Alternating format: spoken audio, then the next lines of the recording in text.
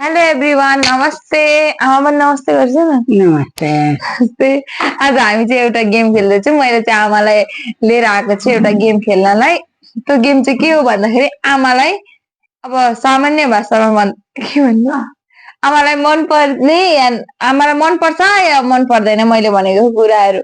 ल आमा, ल म हजुरलाई नि म त केही देख्दिनँ। हजुरलाई कस्तो केटा मनपर्छ त सोध्न लागेको। ल केटा चाहिँ म भन्दा होचो सानो छ अरे क्या। त्यो चाहिँ राम्रो कि नराम्रो?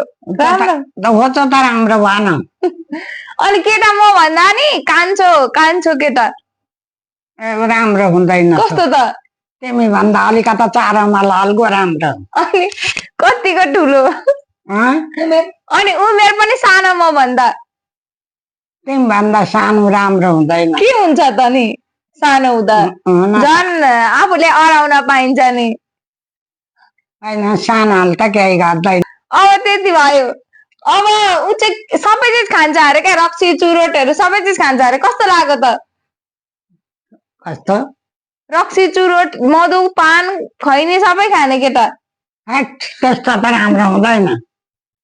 त्यस्तो खैनी खैनी खान त अथवा हो त त्यस्तो खैनी खानु चाहिँ अथवा चुरोट चुरोट खान राम्रो हो। रक्सी रक्सी रक्सी झन् त खतम। अनि उसले चाहिँ रिस उठेको बेलाले कुट्छ पनि हेर्छ क्या, कुट्ने रिस उठेकाहरूलाई कुट्छ। त्यस्तो रक्सिया जडिया त्यस्तो राम्रो हुँदैन। अनि कस्तो राम्रो सादा केही जस्तो तेरो बाबा छ त्यस्तै। तेरा बाबाले अर्काकी छोरी हेरेर छोड्नु हुँदैन भन। छोटो लुगा लाउने केटा, छोटो लुगा लाउन दिने केटा राम्रो कि नराम्रो? त्यो त ठिक छ, त्यो लामै राम्रो। किन त? म त छोटो छोटो लाएर बस्छु। अनि छोटो छोटो लाउनु हुँदैन, लामै लाउनु पर्छ। के हुन्छ छोटो लाउँदा पनि? बङ्दिया त्यस्तो त कहिल्यै त्यस्तो नहेर्नु। कस्तो चाहिँ हेर्नु त? राम्रो ठिक्क पान एउटा पान खान्छ भने खान्छ, नभएदेखि